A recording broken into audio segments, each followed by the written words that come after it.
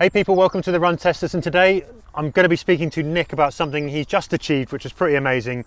Ran a sub 2:30 marathon, and he's going to talk us through exactly what kit he used, how he approached it, and what the essentials were for achieving that marathon time. So Nick, because I can't ever remember the numbers, you'll never forget them. What was your time? It was 2:29.26.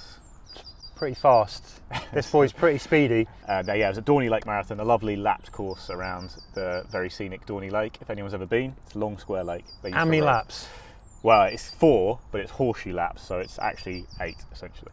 I've run there. It's one of the most miserable places on the planet to run. It can be windy. Yeah, it was windy, but not as bad as it has been there for sure. So he dug in and he ran a super fast time. Yeah. And the point of this video really is we just wanted to share all the things that Nick uses when he's going to go and run a marathon, because there's some very cool stuff in there that helped him achieve that time. Yeah. I'm going to talk you through how he approached it from the morning, then through the race, and then what he does afterwards. So Nick, in the morning, what were your tactics? I get woken up by a child, a very small child, and then my marathon breakfast is a simple one, it's bagel and an electrolyte tab. Any tab will do. I don't know what brand I even use, to be honest, on the morning. Pop that in and just get that in your body early, kind of not worrying about it too much later, because you're not going to sweat a load in a UK marathon at this time of year. Technical term for this is pre-hydration, right? Exactly, yeah. Pre-hydrate, have your bagel with Marmite. Do have Marmite. If you can't get in America, you'll never run that time. And then that's it. That's all for the morning. And then key nutrition I have before the race then is just a full bottle of Morton's 320 drink. And when did you take that then? So I have that in the hour before the race. I just have the bottle with me. It's 500 millilitres, just sipping on that. That's 80 grams of carbs, and I consider that part of my actual race carbs. Okay. All the carb loading I do in the days up, I don't tend to do huge amounts of it. I just slightly increase the amount of carbs I have in my meals, and I cut out all fibre because it's just kind of dead weight or going to cause problems. Start my actual carbs for the race with 80 grams from the Morton drink just before I start. And are you sipping that right up to you sort of get onto the start line, or is it you done? I should be, but I get too nervous. I end up just drinking it too quickly. So it's usually finished about 15 minutes before I get anywhere near the start, I'd say. Okay. Gun goes. You're underway. What are you wearing? Okay. And what are you using? What happens next? So my top's pretty standard. It's just my club vest. I wear that for races. It's nothing special. And then I have my buff headband on. He always wears it. You can't run a sub 2:30 marathon without a headband in Nick's world. It just makes you very aerodynamic. Then probably I have three bits of short wear on. I'll put it that way. I tend to overload on that front. I'll stop you there because this is proper maverick behaviour. Yeah, Kieran just heard about this today. So triple layers, but also layer 1 is the one that bothers me, Nick. So I use a pair of just quite nice sports underwear from Bjorn Borg. Just they're lucky. The Iceman's kit. Yeah. The Iceman. You can't argue with that. I have used other brands in the past. Any just kind of nice pair of sports underwear, kind of that kind of spandexy material. Layer 1 is that. Layer 2? I secure the previous layer with a pair of Under Armour's compression shorts, and they're called UA Rush material. Yeah. Now I know you're a fan of these, but they're actually kind of built for the gym, but I found them really nice shorts. They have all this science about they're reflecting energy through infrared back into your muscles. I'm not sure I take anything from that, but I just like them. They're really comfortable fit, and they're nice and tight on the legs. Yeah, they fit really snug, and I think that helps with sort of the chafing. Exactly, yeah. I don't put any kind of Vaseline on that area. I don't get any chafing problems. I double shorts. I actually have triple shorts, because then on top of that I wear some split shorts. This is a risky strategy, I think, from the start. And then on the outer layer, you've got one more layer. Yeah, I wear the Adidas Terex, which actually are trail racing shorts. They're split shorts, but they've got loads of storage, which I actually don't use too much in a marathon because I have a running belt, but they've become my go-to race shorts in general. They've got a nice big pouch on the front that can take a few gels, even a drink. 2 more pouches here, kind of more zip pocket on the back. Nice split cut, no kind of impeding of movement or anything like that, and that's my 3rd short. If you're not wearing 3 shorts, what are you even doing? That's what I say. 2. I've done 2, and I always think that I'm slightly overdressed. But yeah. It's I would say if you're going to cut the underwear. It's not really needed, but it's just a thing that's become because I never had chafing in a marathon. I'm not going to start now by changing my approach. Just jumping in here quickly, because there are a couple of things I forgot to mention to Kieran on the day. I wasn't keeping them from him. One is arm warmers.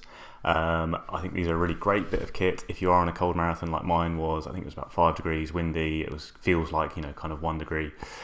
So yeah, they're really lightweight. They just give a little extra warmth, and you can take them off and even put them in a pocket if you want to, if you are feeling too hot. But they don't cover the shoulder bit, which I think is key to running fast. The other thing is a heart rate monitor. So I wear a heart rate monitor all the time in training. I really value it in training, but in a marathon itself, I don't really care. I'm not going to look at my heart rate during it, and afterwards I still don't really care. So I didn't wear one at all, just in case it became uncomfortable. On top of all those shorts, I have a very wide flip belt running belt, which actually adds almost another entire layer. And this is where I do all my storage for nutrition, because I carry a lot of stuff. Again, this is not a typical approach. I carry loads in a marathon. Yeah, talk us through that, because most people at this kind of end of the race, where it's all very minimal, are running. You're not fast enough to have your own drinks on the table. Yeah, it's annoying. But you've got an approach to having your own drinks that solves this, right? Yeah. And you're using the flip belt for it. Yeah, so basically the flip belt zipper is wide enough that I can put in 3 soft flasks, 250 milliliter soft flasks of the Morton drink again. And I think this is so much better than everything else I use for kind of performance, when I'm training and running hard, that I'd rather have the slight hassle of carrying my own drinks in a very tight belt with soft flasks. There's no real bouncing, there's no sloshing. You get used to it very quickly. And I just basically don't believe in trusting what's going to be available on the course. I don't like having loads of gels. It doesn't perform as well on gels. And I definitely want to have enough carbs. So between these 3 soft flasks, I've got another 120 grams of carbs. And crucially, you can choose when to take it on, and you can sip it rather than doing that thing where you're, again, trying to ingest carbs in a hurry, a whole gel or whatever. You've basically got more control, right? Exactly, yeah. And because it's a soft flask, as you drink it, it becomes smaller and smaller and smaller, then it crushes up entirely. And if I'm feeling flamboyant, I'll throw it away in a rubbish bin and go, I'll buy a new soft flask next marathon. There's only 2 a year. But normally I tuck it back in the belt. I'm very frugal. And obviously looks after the planet. Exactly. It just means I tend to have it for about a mile, just sipping it down, and it's a nice steady stream of really, really high performance carbohydrate. That means I can... Basically, I just don't ever want to blow. I don't think in this day and age you need to blow up in a marathon because you haven't had enough carbs. It's very easy to carry it with you, and so I'd rather do that with a belt.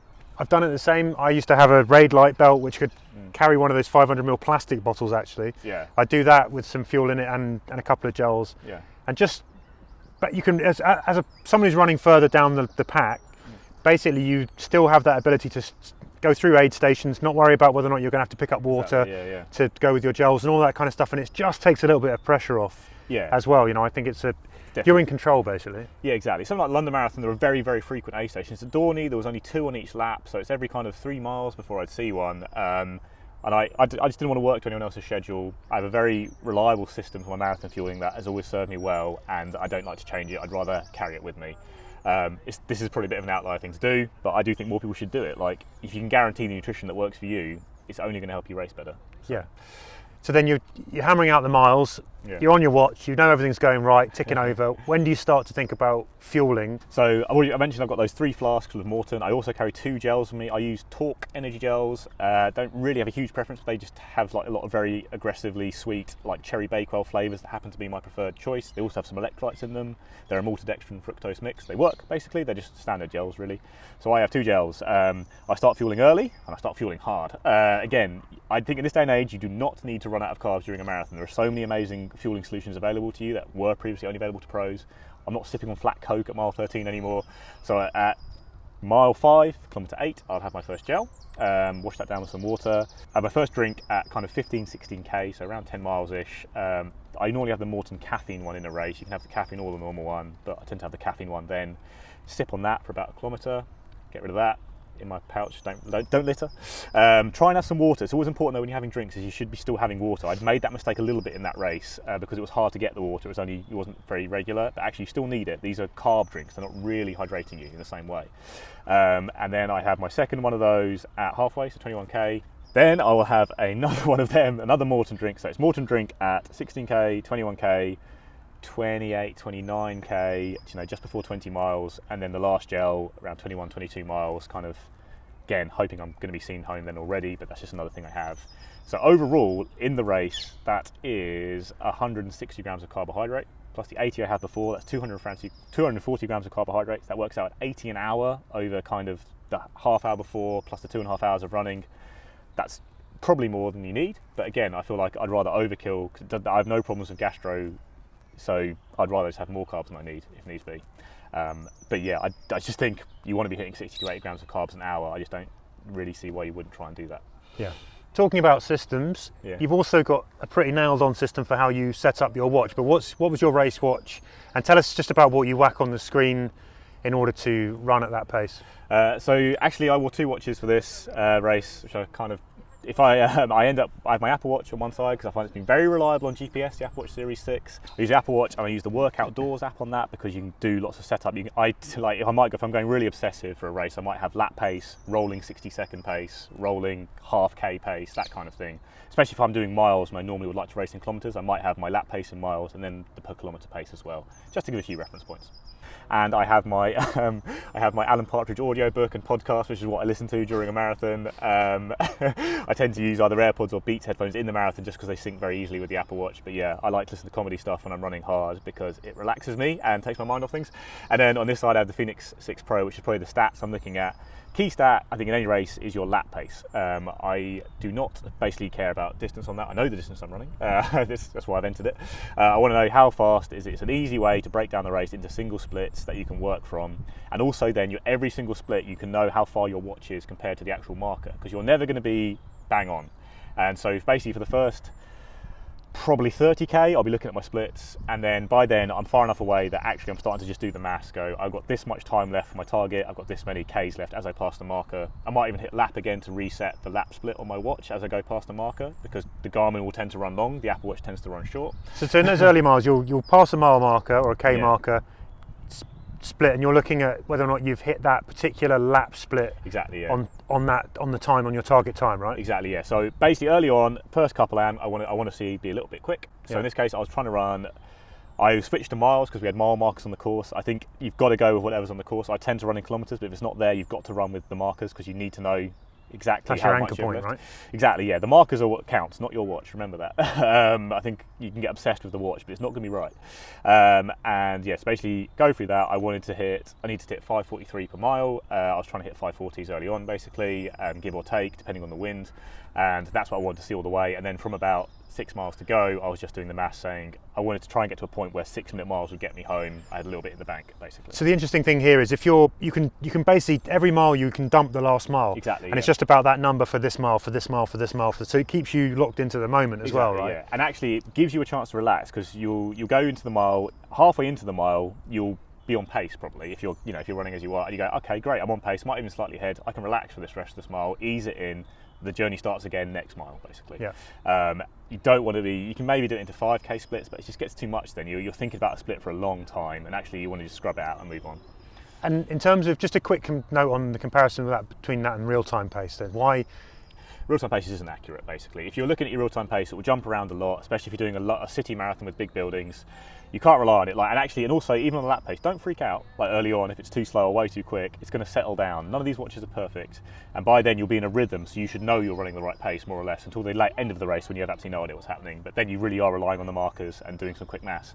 But yeah, actually, one of the early races I did, I set up an Apple Watch reminders list with every split I needed for each K, and I literally went in and ticked them off after each K, just for something to do after each K, again to keep me engaged. Obviously later on in the race I wasn't doing it, I was just focusing on finishing, but early on, marathons are long, and early on you should be feeling good and making sure you're not running too quick and having something to distract you, like a funny podcast or clicking off a reminder, and just occasionally glancing at that lap split is the best way to do it, I think. And then talk us through, I guess the one thing that everyone always talks about, or does now certainly, is what's going on downstairs on the feet. What have you got?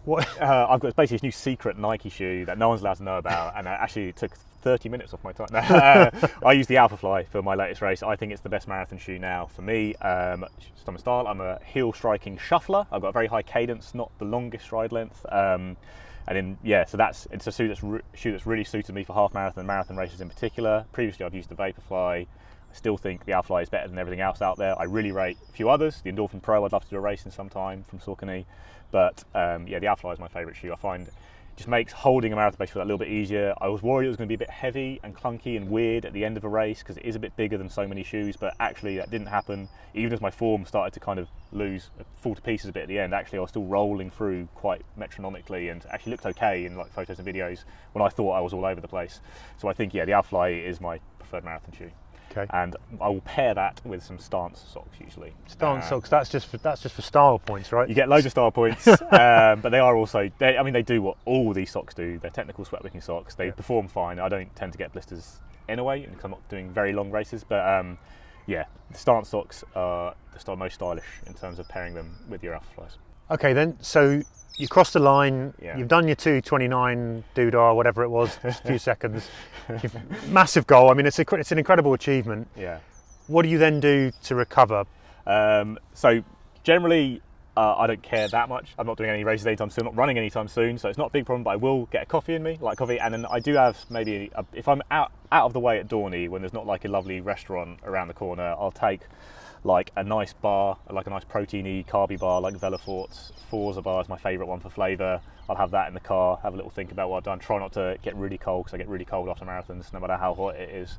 But yeah, put as much as you can. I will have if there's somewhere nearby that sells like a freak shake, you know, one of those milkshakes where they just try and add calories in absurd ways, I'll try and have that if I can.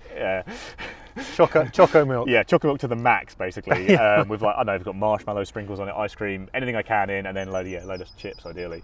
And then I'll go, then I'll go out and I'll have loads of beers, is what I think I should have. And then I'll go out and have half a beer and I'll go home with a headache, which is what happens every time, because I cannot drink after a marathon at all for some reason. Go directly to sleep. I just get a headache and like feel shaky and go, that was fun. Off I go home. It's because you've still got all the Morton in you. There's no more room for there's no more room for the beer carbs. Yeah. It's like there's nowhere for it to go. I will say I don't finish a marathon hungry. Another thing I would like to flag up, actually, for this marathon the first time, is the Aura Ring, which we talked about recently in a video, and actually I forgot to mention this to Kieran, so I've sprung this on you a little bit. I've no idea what he's talking about. But actually, for the first time because this is my it's my second marathon with a kid, and it's the first time I've taken really seriously with a big target. I really made an aggressive effort to get enough sleep in the week before the race, and I was using the ring to kind of tell me if I was sleeping well, and I was going to bed earlier and earlier and getting the results I wanted, so I got a good readiness score from the ring. It basically analyses your kind of sleep and recovery, this. And then, so I used it a lot more than I thought I was going to, so I thought I should flag it up, where I really did go to bed early the week before the race and start making a conscious effort to improve your sleep, and I think it does make a massive difference.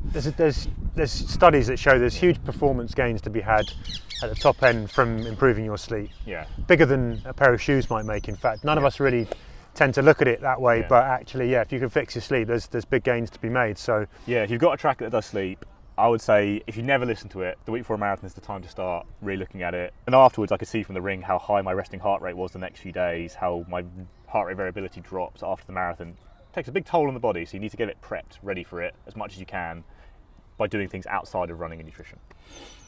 Cool, well thanks Nick, it's really insightful. I have to say massive congratulations on running so fast. I will never catch you, I think that's fair to say. At one point when you first started running, because you've not been running for that long, right? How many years? About 3-4 years. 3 or 4 years. When he first started, I was like, maybe I'll chase him. I've given up. It's an incredible time, and it's really interesting to hear how you go about kind of structuring your day and the kit that you use. If you have any questions for Nick about all of that stuff, hit us up in the comments below and he will answer every single one of them. And because he likes to talk about the 2:29 now. I do like to talk about that. I'm going to be drinking out on that for a while. So, yeah. But so we've set Nick a challenge now. Next stop is 2:15. Yeah, I want to go to Olympics next. Yeah, Olympics next. No, I might be done. No, it's been fascinating to hear, Nick. Thank you very much for listening, everyone. Don't forget to like and subscribe. And we'll see you back on the Run Testers soon. Yep.